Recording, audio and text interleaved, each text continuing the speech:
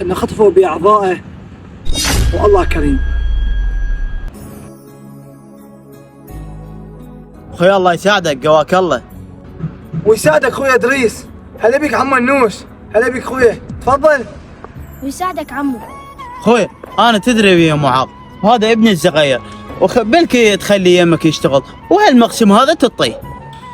اخويا خادم لك انا، وهذا ابنك مثل ابني، وانا راح اشغله واساعده، بس تدري بالشغل واقف، بس اللي علي راح اسويه واشغله، والمقسوم اعطيه له. رحم الله والديك اخوي، وانت ما قصرت، وهذا ابني خلي يمك. اخوي ادريس قبل ما تروح، ايش قد تريد يوميته؟ عمو اريد يوميته 10. بابا يا 10 خلي يطلع المقسوم والله كريم. اخوي كان راح اشرط عليك تطيل هالمقسوم والله كريم.